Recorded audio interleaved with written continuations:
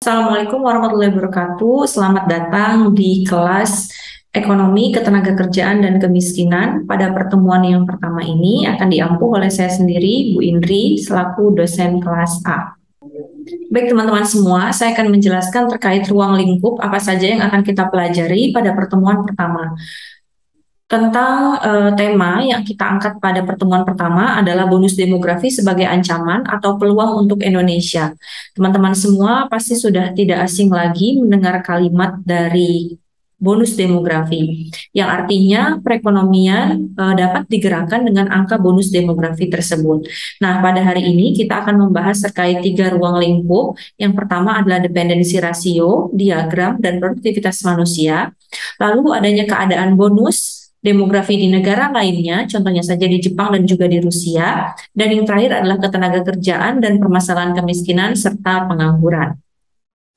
Teman-teman, adapun tujuan ya kenapa kita harus mempelajari terkait bonus demografi tersebut, diharapkannya teman-teman mahasiswa mampu mengerti apa sih dan kenapa sih harus menghadapi bonus demografi ini, dan manfaat kedepannya seperti apa, serta menjelaskan bonus demografi di negara lain, kondisinya seperti apa, dan diharapkan nanti teman-teman bisa membandingkan dengan kondisi yang ada di Indonesia. Serta terakhir, bagaimana teman-teman mahasiswa mampu menganalisa permasalahan dari dampak bonus demografi yang negatif. Nah, teman-teman, sekarang sudah terlihat adanya grafik ya dari dependensi rasio dan juga adanya piramida dari keadaan penduduk yang ada di Indonesia. Nah, jika teman-teman cermati, bentuknya memang seperti segitiga ya pada piramida yang di sebelah kiri saya ya. Nah, terlihat bahwa yang warna merah adalah jumlah dari penduduk yang perempuan dan yang warna biru adalah jumlah dari penduduk yang laki-laki. Nah, jika teman-teman lihat, memang jumlah penduduk yang perempuan ini jauh lebih banyak ya daripada yang laki-laki. Dan kalimat tentang bagaimana sih keadaan bonus demografi itu ada pada rentang usia 15 sampai dengan 29 ya, sampai dengan kita kategorikan saja di sini bonus demografinya ada di 50 sampai dengan 54, di mana usia-usia tersebut masih terkategorikan produktif untuk bekerja. Nah, kita mengacu kepada angka pensiun setiap lembaga kerja, BUMN maupun swasta maupun ASN dan lain-lain, itu ada di angka 58. Nah, berarti ada di grafik yang di sini ya, teman-teman. Nah, jika teman-teman cermati, terkadang kita bisa lihat bahwa ketika orang yang pensiun di usia 58 itu masih menghadapi kondisi semangat yang ingin bekerja, sehingga kita kategorikan usia tersebut masih terbilang yang produktif gitu ya.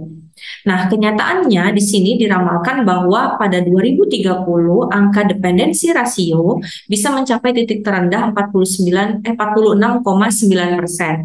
Artinya di tahun tersebut kelompok usia produktif mencapai 2 kali lipat dibandingkan yang tidak produktif. Nah, teman-teman bisa lihat di sini ya pertambahan bonus demografinya ya, karena dependensi rasio angka kelahiran itu terjadi peningkatan ya dari tahun 2020, terutama jika kita cermati di 2030 sampai dengan 2035 ya. Awali mungkin tahun 2020 di angka 47 dan sempat mengalami penurunan, tapi ternyata sampai proyeksi 15 tahun ke depan masih di angka 47% sekian gitu teman-teman. Nah, artinya untuk menghadapi bonus demografi ini sendiri merupakan suatu keadaan yang memang ditanggapi harus dengan sisi yang positif. Kita harus melihat bagaimana penduduk yang ada di suatu negara mampu termanfaatkan secara optimal dan memberikan nilai tambah terhadap suatu perekonomian. Namun teman-teman, ketika dikategorikan sebagai bonus demografi yang positif, maka harus kita sadari terlebih dahulu ya, bahwa manusia tersebut harus berproduktivitas. Jadi sumber daya manusianya harus memberikan dampak positif terhadap perekonomian. Kalau misalnya banyaknya jumlah tenaga kerja, tapi ternyata tidak memberikan dampak positif dalam artian dia hanya ada atau eksis, tapi dia tidak bekerja atau dalam keadaan sedang menunggu pekerjaan, maka dia belum dikategorikan memberikan bonus demografi yang positif gitu terhadap perekonomian. Sehingga produktivitas tenaga kerja ini yang harus dijaga ya. Dari awal mulanya teman-teman semua bersekolah dari sekolah dasar atau mungkin yang memulainya di playgroup ya. Produktivitas teman-teman ini sudah harus mulai diasah sedini mungkin sampai dengan siap untuk dikirim ke perusahaan-perusahaan ya, kita kategorikan saja siap untuk bekerja, maka sudah mengetahui mampu berproduktif di bidang seperti apa gitu. Sehingga tadi mampu memberikan dampak positif bagi pertumbuhan jumlah penduduk dan perekonomian ya. Karena suatu negara yang banyak penduduk saja tidak dikategorikan mampu produktivitas atau tidak dikategorikan mampu untuk mensukseskan perekonomian jika memang dia tidak memberikan penghasilan atau sumbangsi yang positif ya terhadap negara. Nah, sekarang saya percaya teman-teman semua di sini pasti sudah lulus ya dari perkuliahan seperti ekonomi makro, ada sejarah pemikiran ekonomi, lalu ada teori-teori ekonomi pembangunan lainnya. Nah, teman-teman sekarang kita overview dulu terkait teori dari Robert Solow, David Ricardo, dan Robert Malthus ya. Jika teman-teman mengingat ya, ada yang namanya fungsi produksi dari Robert Solow itu adalah fungsi dari capital, labor, dan juga teknologi. Atau teknologi bisa dikategorikan seperti knowledge. Nah, Robert Solow memberikan pemahaman bahwa adanya pengetahuan, adanya perubahan atau inovasi ini memberikan dampak yang baik bagi suatu perekonomian. Maka suatu negara tidaklah cukup hanya memiliki capital dan labor saja. Sebab jika capital dan labor yang tersedia tidak produktif dan tidak termanfaatkan dengan baik, maka ya sama saja ini tidak memberikan dampak yang positif ya bagi perekonomian. Nah, David Ricardo mengatakan bahwa adanya pertumbuhan ini diukur dari PDB atau GNP ya. Dan David Ricardo sangat mempercaya harus adanya investasi. Walaupun dalam segi modal ya, tapi modal tersebut harus menyumbang terhadap modal manusia. Dan yang terakhir, Robert Malthus mengatakan bahwa adanya pertumbuhan jumlah penduduk ini sama seperti deret hitung angka matematika. Namun jumlah sumber daya alam yang tersedia ini tidaklah mencukupi. Sehingga kita dapat kategorikan jumlah manusia yang tersedia ini jika tidak dibarengi dengan pertumbuhan atau perbaharuan inovasi dari sumber daya alam yang ada, maka perekonomian juga tidak terkategorikan tumbuh. Oke, let's we see another country, teman-teman. Di sini saya take example-nya adalah Jepang atau Jepang dan saya memberikan beberapa contoh-contoh lainnya ya di sini seperti negara Rusia dan Jerman. Teman-teman, sedikit kita membahas terkait etika dan juga budaya perilaku hidup di negara-negara lain. Jika di Indonesia kita tidak mengenal yang namanya living together gitu ya. Kategorinya jika memang ingin tinggal bersama lawan jenis berarti menikah secara resmi maupun resmi agama maupun resmi negara. Nah, hal ini sepertinya tidak terjadi paham tersebut di negara seperti Jepang ketika teman-teman melihat ya bahwa couples living with children-nya ini jauh lebih sedikit. Yang single-nya tinggi, people living alone-nya juga tinggi. Menurut saya memang pattern dari suatu etika budaya atau mungkin moral budaya yang ditanamkan ini kan berbeda-beda.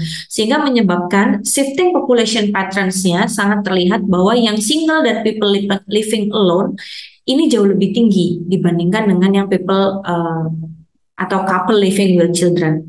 Nah, ada pemahaman mungkin di berbagai negara luar mempunyai anak itu merupakan komitmen yang besar dan merupakan tanggung jawab yang besar sehingga mereka enggan ya untuk memiliki anak.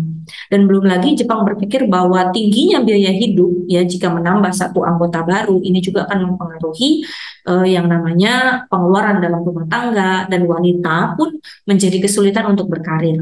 Nah, kemudian alhasil di pemerintahan Jepang memberikan tunjangan hingga 30 juta per tahunnya bagi setiap pasangan yang ingin memiliki anak. Dan ketika anaknya lahir akan diberikan tunjangan tersebut.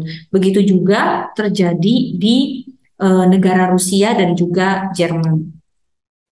Nah, ketika kita melihat yang namanya SDG, Sustainable Development Goals ya teman-teman, sebenarnya ini sudah baik sekali dirancang sama pemerintah dan juga dari seluruh gitu ya dunia, terutama PBB ya yang terikat pada perserikatannya. PBB tersebut sudah memberikan solusi untuk menghadapi bonus demografi.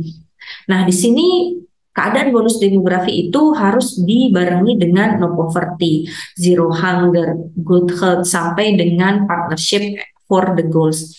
Nah, sinergi kerjasama ke depannya mau seperti apa dan bagaimana suatu negara mampu untuk menopang negara yang lainnya, dibantu ya gitu. Di sini kita bisa pahami bahwa yang namanya bonus demografi harus ditunjang ya dengan keadaan-keadaan sosial maupun ekonomi yang mumpuni.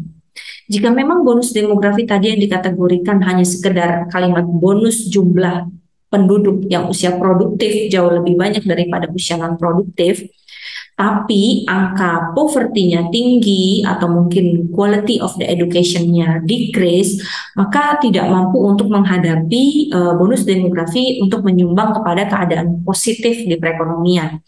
Nah, sehingga jika kita ingin fokus lagi untuk meneliti atau teman-teman ingin mengkaji dan mempelajari lebih dalam terkait SDGs ini sangat baik sekali untuk keluarannya terhadap bonus demografi tersebut.